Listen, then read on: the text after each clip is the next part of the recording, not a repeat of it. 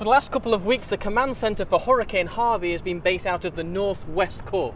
Now, because the storm has now moved on and we're moving to a different stage of a recovery process, it was decided yesterday that we should move that entire command from where it was to the Salvation Army's Houston Area Command Centre. So today we're going to go inside and maybe try and speak to some of the people who do the work behind the scenes, the people we don't get to see, the team that make this huge recovery effort possible.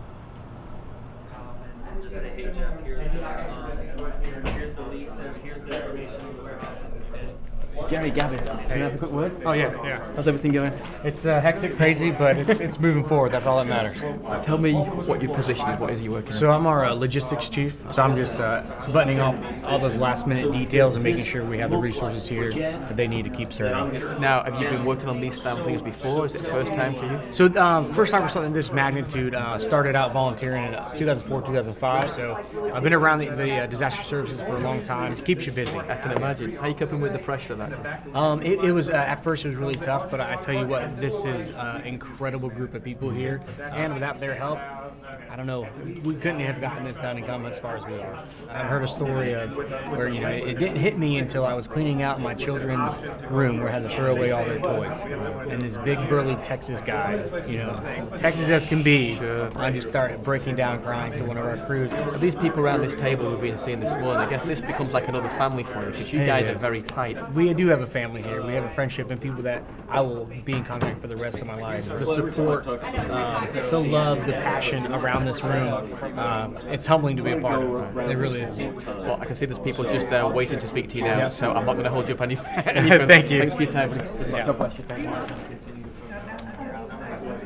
I'm Gavin, pleased to meet you. Nice to meet you. Can we speak to you now? I know you're super busy. Yeah. Can I grab you for 2 minutes? Yeah, that'd be good. Jeff, explain to me your role first. So I'm the planning chief, and so I help with putting out the situational report, the incident action plan. I also work on kind of analyzing the data that comes in, trying to get in touch with places that need assistance, as well as looking long term as we transition from this state of disaster relief into a sense of recovery. And this is a bit that people don't see a lot of, cameras going, phones going like the guy next to us all the time.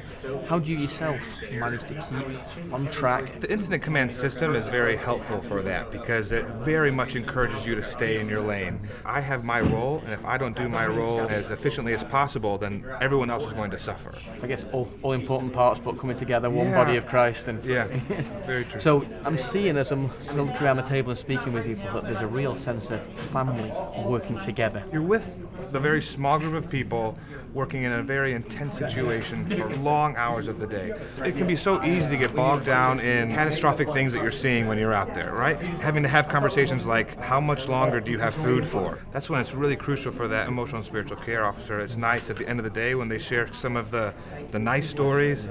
It can build you up. We hold true to the fact that the Lord's going to provide for what we need. That's great. I won't take up any more of your time. No problem. Thank you very much. Thank you so much. Thanks for everything that you're doing. Thank you. You've got 2 seconds you can spare. Can we Sure. have a really, really quick chat? And tell me first of all, Joe, what's your job? My responsibility per the book is gathering all the information for all of the work that the Salvation Army is doing through this incident management team and making sure that it's true and getting that out to other Salvation Army personnel as well as to the public. I guess it's really important that we've shown that we've been really good stewards of the money and how that's been given. What's your part of that? One of the things that we try to do in our unit as the community donates so much to our effort is to always show them how we're using that donation to make an impact. I think the worst thing you could ever do with a donation is misinform the public of how you've used it. And tell me about this team. We've been in the office sort of an hour this morning. There's so much going on. Oh, there's been times where 5, 6 phones will go off at the same time, and we're just all scratching our heads. Grab your phone anyway. What's Is it me? going on? No, it's not me. Yeah. Oh, and yeah, many of them have the same ringtone, so it is confusing. Yeah. How do you find your work and your faith? How do those two things link together? Oh, they're in unison. Being involved as a soldier in the church has been my inspiration for staying as an employee, and it's all one thing to me. It's my employment, but it's my church. The mission is what inspires me. So, well, we appreciate your time. Your computer, as being sat here, has probably fired up another 30 emails looking down that list. I saw a few. I'm not going to take up any more time. Thank you for your time. Thank you Absolutely. for your service. Absolutely. And God bless you what you're doing. Likewise. Thank you. Thank you.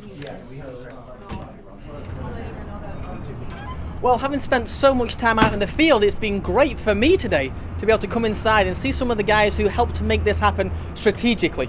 and in the planned way to get those canteens and to get that need right to where it's happening. For those of you who have already given, I want to say a massive thank you on behalf of the Salvation Army. But there's still more need and we can still do more. So I invite you to text STORM to 51555 or help salvationarmy.org.